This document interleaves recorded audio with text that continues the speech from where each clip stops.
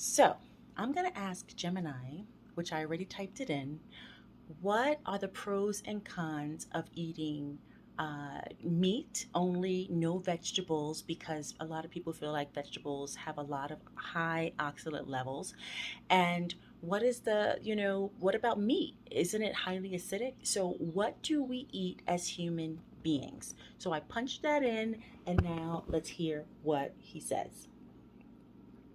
The carnivore diet trend, where people completely cut out plants due to fear of oxalates and other plant defense chemicals, is a fascinating response to chronic gut issues, but it definitely swings the pendulum to a massive extreme. You've hit on a core biochemical truth. A diet composed entirely of meat shifts the body's metabolic load, and the concept of balance is exactly what gets missed when we vilify an entire food group. Here is a balanced, grounded look at the oxalate fear versus the acid-base reality of an all-meat diet. 1.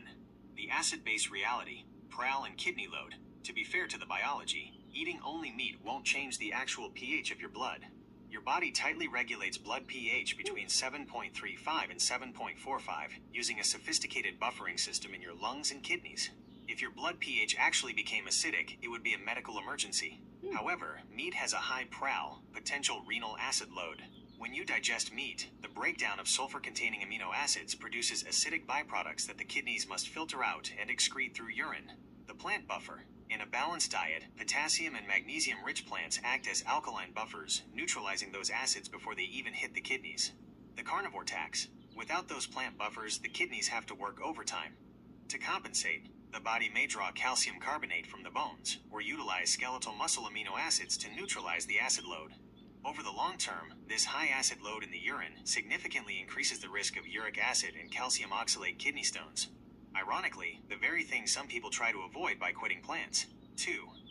The oxalate dilemma, fact versus fear. Oxalates are naturally occurring compounds in plants, like spinach, chard, beets, and almonds, that can bind to calcium in the digestive tract.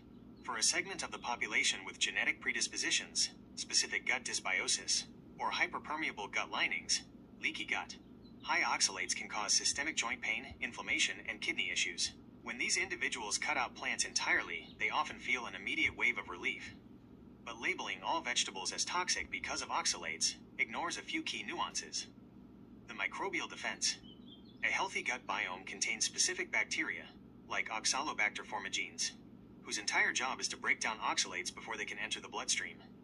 When the gut is compromised, we lose these defenders. Preparation matters. Simple, traditional kitchen alchemy, like boiling high oxalate greens and discarding the water, or pairing them with a source of calcium, like a raw mineral-rich cheese, naturally binds the oxalates in the gut so they